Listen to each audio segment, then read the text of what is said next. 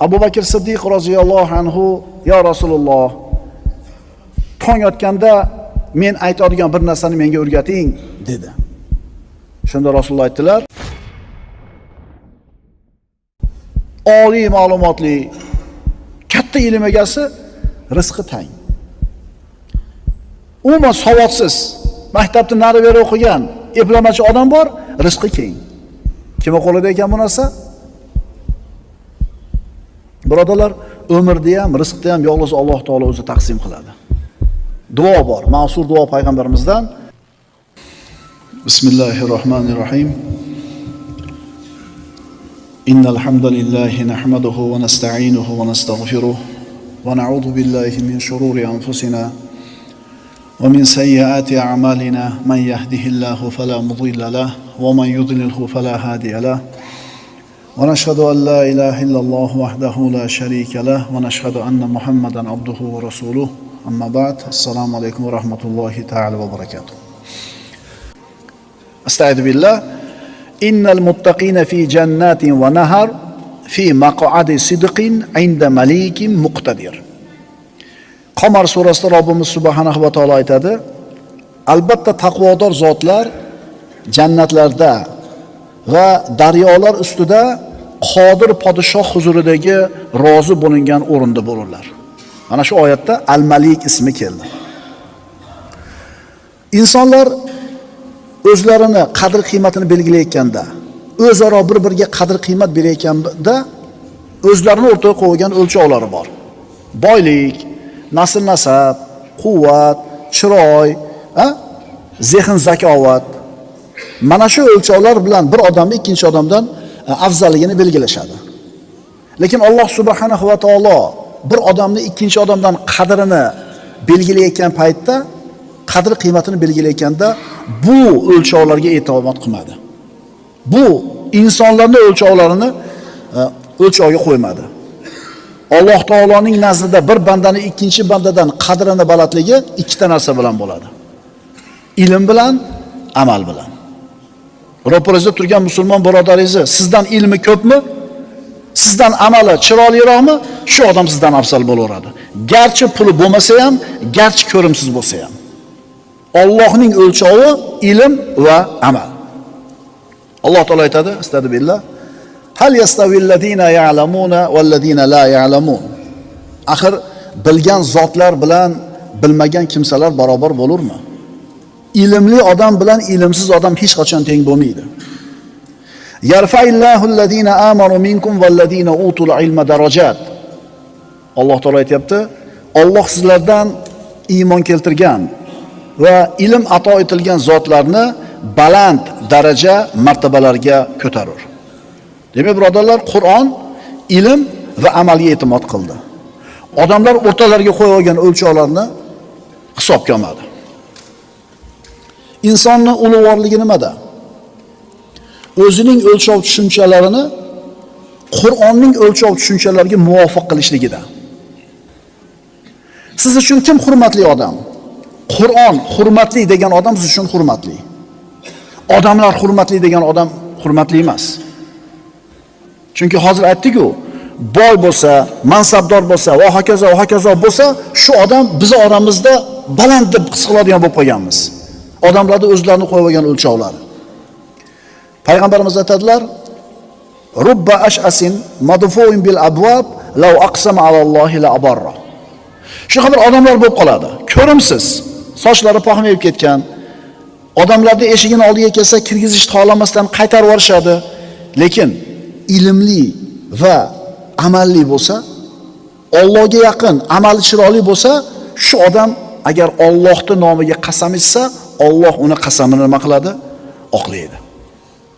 Ulug'vorlik nimada? Insonning ulug'ligi nimada? O'zining o'lchov tushunchalarini shariatda o'lchov tushunchalariga moslab olganligida. Qodir, al-Malik bo'lgan Alloh taoloning huzurida maqtalgan o'rindan joy olishligida insonning ulug'ligi. Allohni norozi qiladigan ishlarni qilib, o'zingga o'xshagan odamlarni rozi qilayotgan bo'lsang, o'ylamagan katta martabadaman, yutuqdaman deb.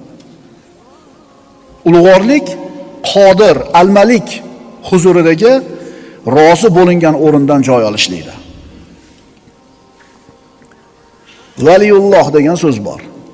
Allohning do'sti. Vali kim? Allohning valisi qanaqa odam bo'ladi?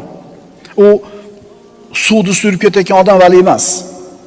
Havoga shunday qadam bosib ko'tarilib ketayotgan odam vali emas. Agar iymoni va solih amali bo'lmaydigan bo'lsa. Vali kim?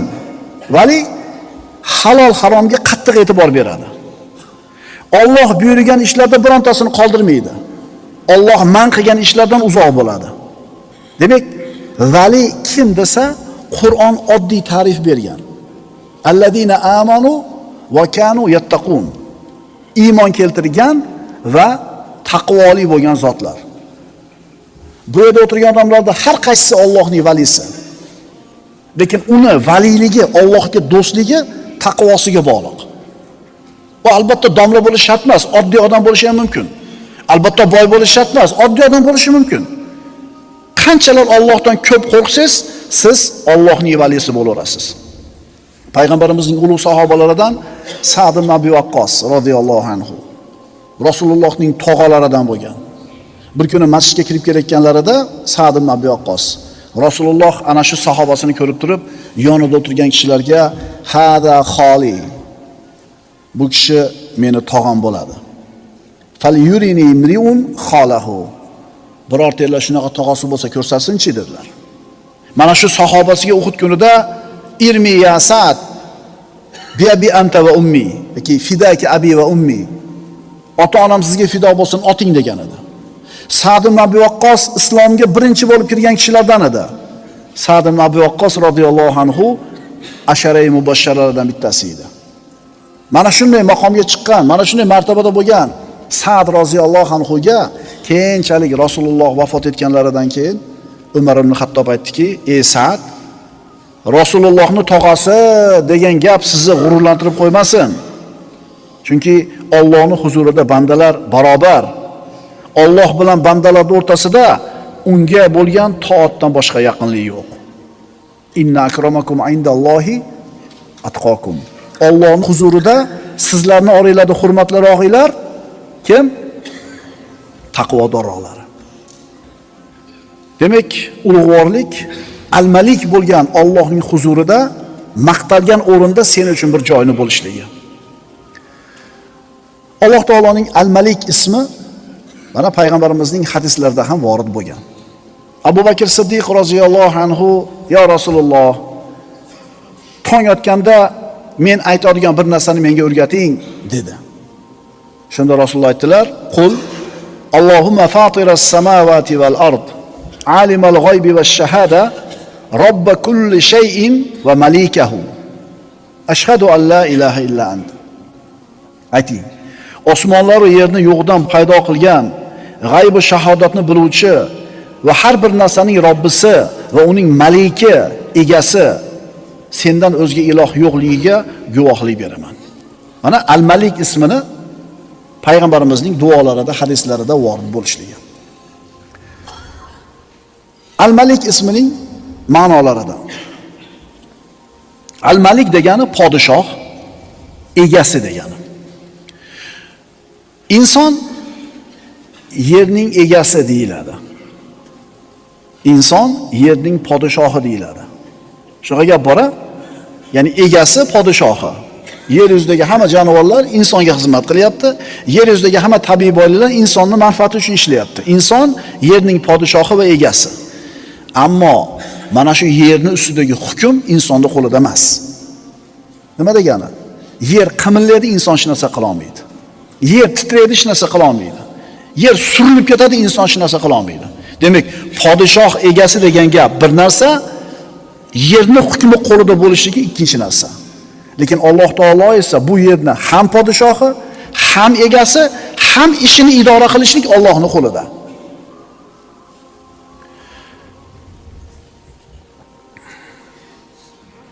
Alloh taolo barcha narsaning podshohi. Yaratishi, tasarrufi, oqibati Allohning qo'lida degan. Al-Malik podshoh, ega ma'nosida. Harbiy samolyot ishlab chiqaradigan katta bir davlat. rivojlangan, taraqqiy topgan, texnologiyalar baland bo'lgan bir davlat harbiy samolyotni ishlab chiqardi. Keyin sotib yubordi. Endi bu samolyotning ishi sotib olganlarning qo'lida. Birinchi davlat samolyot yasadi, ikkinchi davlat sotib oldi. Endi samolyotning ishini hal qilishlik bu ikkinchi mamlakatning ishi bo'ladi. Endi shu samolyotni yasagan mamlakat xohlamagan ishlarni bu samolyot qilishi mumkin. Chunki sotgandan keyin qo'lida nima qildi? Chiqib ketdi. Allohu xoliqu kulli shay va huwa ala kulli shayin vakil.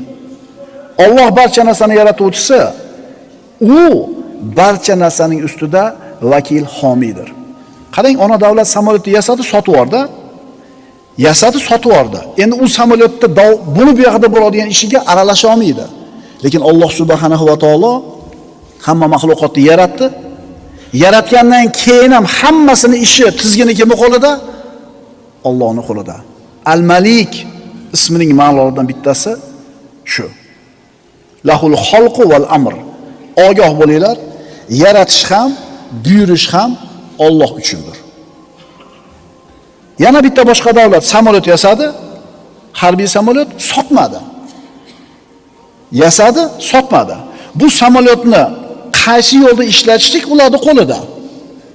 Lekin samolyotning oqibati hali bu davlatning qo'lida emas. Birinchi mamlakat yasadi, sotib yubordi. Samolyotning ishi chiqib ketdi ularning qo'lidan. Ikkinchi davlat yasadi, sotib yubormadi. Samolyotning ishi qo'lida turibdi, lekin oqibati ularning qo'lida emas. Nima degani? Nima degani bu? O'sha samolyot uchib ketayotib turib, shab bir joy buziladi, yerga qulab tushadi. Lekin Alloh taolo yaratgan narsasi, uni tasarrufi, uni oqibati Alloh taoloning qo'lida. Saudiyadan Pokistonga uchib kelayotgan samolyot. Ana shu samolyotda bitta bir oynaga yorilib ketdi-da, haligi bosim ikkita yosh bilan tortib tashqariga chiqarib yubordi, onasi qoldi. Dod deb qoldi. Lekin qarang, mana samolyotdan chiqib ketdi. Endi nima bo'ladi bu ikkita bola? Halok bo'lishi tayin. Lekin Alloh taoloning qo'lida hamma ish. Haligi ikkala bola 8000, 10000 metr balandlikdan dengizga tushdi. Yana qayerga tushdi desangiz, ayni shu bolalar tushgan joyda bir kemada bir odam baliq tutayotgan edi. Hali tushgan narsani oldiga boruvdi, borsa ikkita bola tirik. Olib keldi, hukumatga xabar berdi, onalari kelib olib ketdi. Ya'ni ko'ring, chiqib ketdi samolyotdan. Nima qila oladi inson? Samolyot egasi nima qila oladi? Pilot nima qila oladi? Hech kim hech narsa qila olmaydi. Hayotni ato etadigan ham Alloh, olib qo'yadigan ham Alloh. Sizni yaratdi, endi buni bu yoqdagi ishingiz ham Allohning qo'lida. Arzimagan narsa sababli hayotingiz jahimga aylanib ketishi mumkin. Miyangizda bitta qon tomiri yorilib ketdi, bo'ldi, infarksiz, insulsiz. Bitta tomiringiz ishlamay qoldi kerak joyda, mashinani bura olmay qoldingiz, ko'zingiz yumilib qoldi, ketdingiz. Birodar, bironta a'zosidan shikoyati bo'lmasdan sop-posoq yashayotgan odam ham bir lahzada ham o'lib qolganligiga guvohlik qilingan ekanlar. Odamlar ko'rgan bu narsani. Oliy ma'lumotli, katta ilm egasi, rizqi tang. Umuman savodsiz, maktabda nari beri o'qigan, eplamachi odam bor, rizqi keng. Kimga qo'lida ekan bu narsa? Birodalar, umrda ham, rizqda ham yolg'iz Alloh taolo o'zi taqsim qiladi. Duo bor, ma'sur duo payg'ambarimizdan: Parvardigorim, senga qilinadigan gunoh ila bizning oramizni to'sadigan qo'rquvni va jannatingga yetkazadigan toatingni hamda dunyo musibatlarini bizga yengillashtiradigan yaqinni ulush qilib ber. Allohim, bizni tirikligimizda quloqimiz, ko'zimiz va quvvatimiz ila naflantirib, uni bizga merosxo'l qil. Ya'ni o'lgunimizcha mana shu a'zolarimizdan nima qilaylik? Foydalanaylik. Inson tirik ekan, mana shu a'zolardan foydalanadi. Alloh taolo ato qilganligi uchun. Mana shu a'zolarning ishi ham kimning qo'lida? Allohning qo'lida. Qon aylanib turibdi tomirlarda. Yurak haydab turibdi qonni ishlab. Pochkalar qonni tozalab turibdi. Jigar tozalab turibdi. Bularning hammasi Alloh taoloning qo'lida. Hammasi Alloh taoloning qabzasida. Lekin inson o'zining johilligi sababli Hamma ishni o'zim xohlaganda qilyapman. Hamma ish meni ixtiyorimda. Xohlaganimni qilaman deb o'ylaydi. Astagfirullah va umli lahum inna kaydi matin. Men ularga muhlat berib, umrlarini uzun qilib qo'yaman. Darvoqi mening makrim juda qattiqdir. Sen banda kim bo'lishingdan qat'iy nazar Allohning qabzasidasan. Boymisan, podshomisan, mansabdormisan? Bir odam pul bo'lsa changalda sho'rva degan e'tiqodda yashar edi. Pul hal qila olmaydigan muammo yo'q degan e'tiqodda mahkam ushlagan edi. Lekin Alloh taolo unga bir ta'lim, tarbiya berishni xohladi-da, qamalib qoldi. Yakka o'tiradigan xonaga qamalib qoldi. Uzoq yillar. Necha yil o'tirgan bo'lsa, pul bo'lsa changalda sho'rva, pul bo'lsa changalda sho'rva degan so'zini takrorlab o'tirdi. Nimaga? Pul hal qilmas ekanda hamma narsani. Haligi yana bir johillarning gapi bor. Qaysi narsani pul hal qilmasa, u narsani katta pul hal qiladi deydi. Ha, ehtimol odamlar bilan qilayotgan muomalangda o'sha katta pulni berib mushkulani hal qilib olarsan, lekin Alloh tomonidan kelib qolgan bo'lsa-chi? Yeyotgan guruching tomog'ingga tiqilib qoldi, klapinni ochmay qo'ydi. Nech pul bilan kavlaysan uni? Ha? Mashinada ketyapti, uxlab qolding, rolda ketyapti. Jarlikka tushib ketding, nech pul bilan hal qilasan? Alloh taoloning Al-Malik ismidan xabardor bo'lgan mo'min kishi biladi. Nimani biladi? Seni a'zolaring, kuch-quvvating, mulki moling, mansabing bularni bari Alloh taoloning qo'lida. Hatto o'zingni og'zingdagi tuprigingni yutishliging ham Alloh taoloning qo'lida. Agar Alloh sendan rozi bo'lsa-chi, birodar, dushmanlaringni xizmatingga solib qo'yadi. Agar Alloh taolo senga g'azab qilib qahr qilsa, eng yaqin odamlaring seniga qo'llarini dushmanlik bilan, adovat bilan cho'zadi. Va umli lahum inna kaydi matin. Bir odamni tasavvur qiling, mustahkam, pishiq arqon bilan bir stolga mahkam bog'lab qo'yilgan. Aylantirib bog'lab qo'yilgan. Mana shu odam aniq biladi. Ipning, arqonning qabzasida turibdi. Uzib olmasligini, yechib olmasligini biladi-da, o'zini ojizligini his qiladi. Mo'min odam biladi. Nimani biladi? O'zini Allohning qabzasida ekanligini. Hamma narsa Alloh taoloning qo'lida. Al-Malik ismining lavozimlaridan. Shu kungacha nima sodir bo'lgan bo'lsa, o'sha narsani Alloh xohlagan edi. Shuning uchun sodir bo'ldi. Endi buni bu yog'iga kelajakda nima sodir bo'lsa, Alloh uni xohlagan bo'ladi. Hozir nima sodir bo'layotgan bo'lsa, demak Alloh buni ham xohlabdi. Alloh xohlamagan narsani bu borliqda bo'lishligi, birodarlar, mumkin emas. Nimaki sodir bo'lgan bo'lsa, albatta buni orqasida hikmati bor bo'ladi. Bir jinoyatmidi, kattaroq bir gunohmi sodir bo'ldimi? Demak, Alloh izn beribdi, shuning uchun bo'pti. Demak, hikmati bor. Uni tushungan tushundi, tushunmagan tushunmadi. Koinotda mutlaq yomonlik yo'q. Nima degani mutlaq yomonlik? Naq yomonlikni o'zi, orqasida hech qanaqa yaxshiligi yo'q bo'lgan yomonlik mutlaq yomonlik deyiladi. Mutlaq yomonlik degan narsani o'zi yo'q. Yomonlik mutlaq emas, u nisbiy. O'sha nisbiy bo'lgan yomonlik mutlaq bo'lgan yaxshilikning xizmatida turadi. Alloh taolo taqdir qilgan ishlarda, birodarlar, mutlaq yomonlik bo'lmaydi. Ya'ni bandaning ixtiyoridan tashqari bo'layotgan ishlar bormi? Unda mutlaq yomonlik yo'q. Albatta orqasida bitta yaxshilik bor. Alloh taolo insonlardagi mana shu nisbiy yomonlikni mutlaq yaxshilikning xizmatiga solib qo'yadi. Chayon chaqdi. Yomonlikmi? Yomonlik. O'lmading, tirik qolding. Endi yaxshiligi, endi ilonni zahariga qarshi immunitet bo'lib qoldi. Kasal yetdi. Yomonlikmi? Yomonlik. Orqasida nima bor? Gunohlaringga kafforat bo'lishlik bor. Musobaqada yutkizib qo'yding. Yomonmi? Yomon. Foydasi nima hikmati? Motivatsiya bo'ladi. Yaxshiroq o'qiysan yoki yaxshiroq yana shug'ullanasan. Kasal bo'lib ko'chaga chiqa olmaydigan bo'lib yotib qoldi. Yomonlikmi? Yomonlik. Foydasi nima? Ko'chaga chiqib gunoh ham qilmaysan-da. Yoki bankrot bo'ldingiz, yoki pulingizni o'g'ri olib ketdi. Zulman birov pulingizni bermay qo'ydi. Yomonlikmi? Yomonlik. Foydasi nima? Oxiratga o'tib qoldi.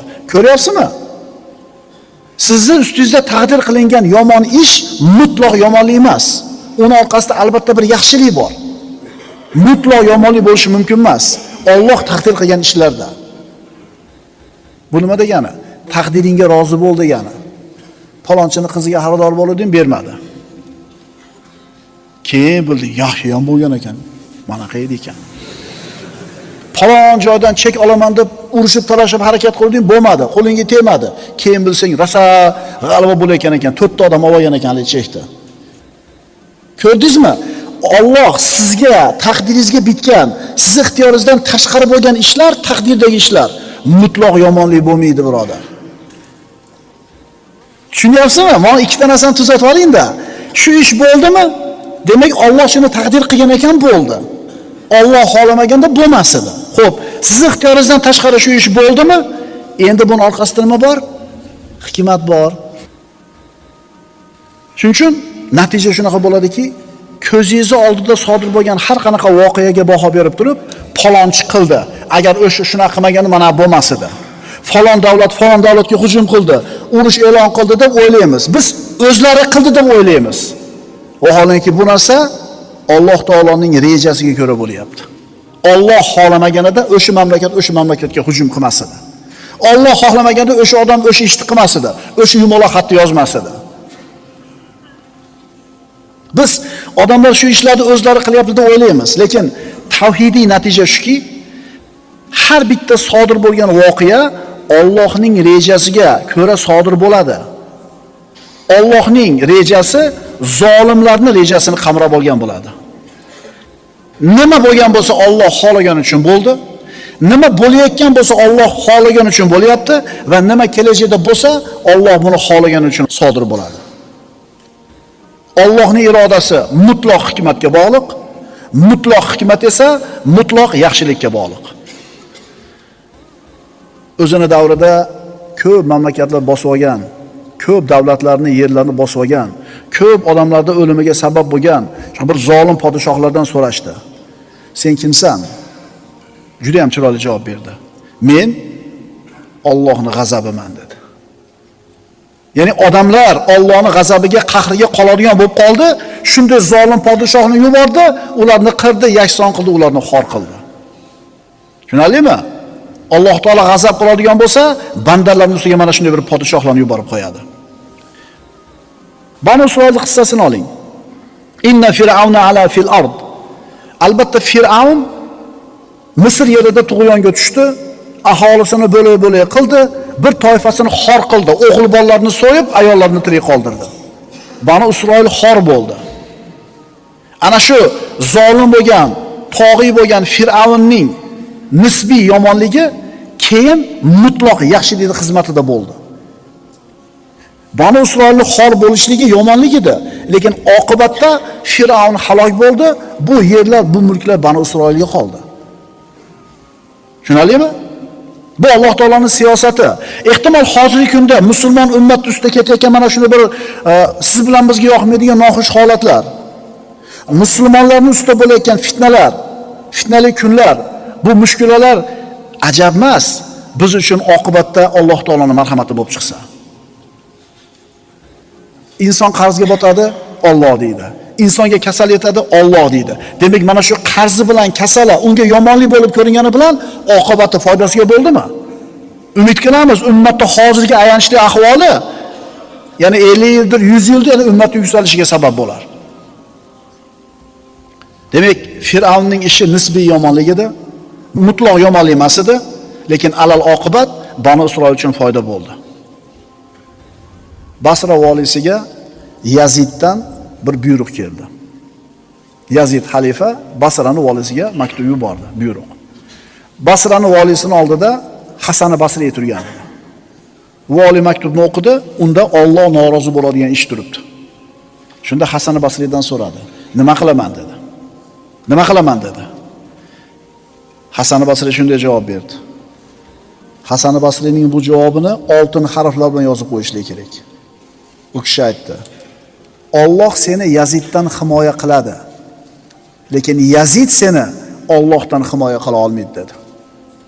Alloh seni Yaziddan himoya qiladi, aniq himoya qiladi. Alloh bunga qodir, lekin Allohdan bir narsa keladigan bo'lsa, Yazid seni himoya qila olmaydi. Shuning uchun birodarlar, agar musulmonlar ustida zulm, zo'ravonlik, nojo'ya ishlar bo'layotgan bo'lsa, unga qilich ko'tarib qurol bilan qarshilik qilinmaydi. Avvalambor musulmonlar Allohga qaytishligi, haqqa qaytishligi, taqvoga qaytishligi, tavbaga, inobatga qaytishligi bilan qarshi chiqiladi. Shundan keyin isloh qiladi Alloh taolo ularni ham. Salohiddin Ayyubiy shunday qilgan edi. Munkarotlarni hammasini yo'q qildi. Yoshlarga sog'lom aqidani, doim taqvoda bo'lishni, istiqomatda turishni ta'lim berdi. Shundan keyin dushmanga ro'baro bo'ldi. Shundan keyin Alloh ularga g'alaba, nusrat ato qildi. Shuning uchun birodarlar, avvalambor Allohga qaytish kerak, tavbaga qaytish kerak, unga iqbol qilish kerak, keyin insoniy sabablarga kirishlik to'g'ri bo'ladi. Mana shunday qilinsa, shunda Alloh tomonidan nusrat keladi. Hasan Basriy aytadi: agar u mushkulani yolg'iz qilishning o'zi bilan davolashga kirishilsa, Allohga qaytilmasdan avval bu fitna bo'ladiki, u fitna qilishdan ham keskinroq bo'ladi. Agar u mushkulani yolg'iz qilishning o'zi bilan davolashga kirishilsa, Allohga qaytilmasdan avval bu fitna bo'ladiki, u fitna qilishdan ham keskinroq bo'ladi. Aqulu qawli hada va astaghfirulloh li va lakum.